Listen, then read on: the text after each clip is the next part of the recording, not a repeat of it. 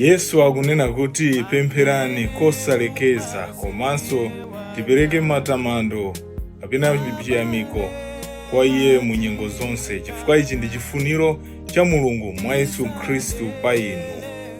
1 Thessalonians chapter 5 verse 16 mpaka na 18. Mwina ena mukudabwa kunena kuti ndizotheka mu nthawi yathu ino imene kuli wotanganidwa kwambiri kupemphera kosalekeza.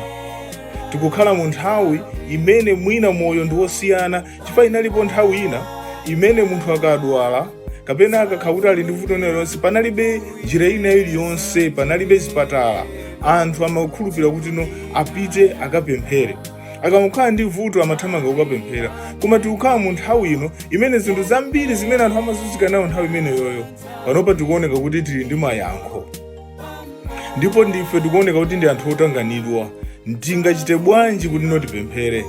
Mayankho amene ndingathe kugawana anthu onena kuti ndizotheka ngakhale mu nthawi ino yotanganidwa kuti tipemphere. Baibulo likuti pempherani kosalekeza, sakutanthauza kuti tigwade pansi ndi tizingopemphera osachokapo ayi.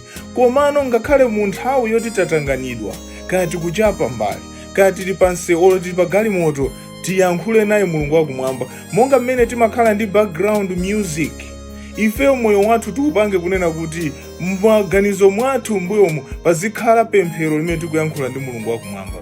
Kupempherera ana athu, kupempherera ntchito zathu, kupempherera anthu osiyanasiyana. Pamene mwina tikupita kaya timakhala mizera yambiri, kandi mzera wamafuta. Taganiza anthu amakhala pa mzera wamafuta, mwina ifo kuti mafuta avuta 2 hours. Pamene tili pamenepo ena akungotukwana, ena akungonyoza, ifeyo tikupemphera pamaso pa Yehova Mulungu wakumwamba. Kaya nthawi ina imene tikudikira basi, tikuyankhula ndi Mulungu wakumwamba. Chotero palibe excuse yosapemphera pamaso pa Yehova, chifukwa Mulungu akuti tipemphere kwa iye kosalekeza. Chotero ndikufuna ndikupemphera abale ndi alongo kunena kuti kupemphera kosalekeza ndi chimodzi chimene chingatipange ife chikhulupiriro chathu kukhala cholimba.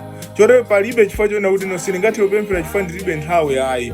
Pambali pakupemphera ku nyumba kamalo kandi kutchalichi, Mulungu akufuna paliponse tikhale nalo pemphero limene ngakhale tikukamba zosiyanasiyana, koma in the background tizikhala tikuyankhula naye Mulungu wathu wakumwamba, ndipo Mulungu azatiyankha mapemphero. Ambuye akudaliseni. Munali ndi ine Victor Khaula. Zikomo.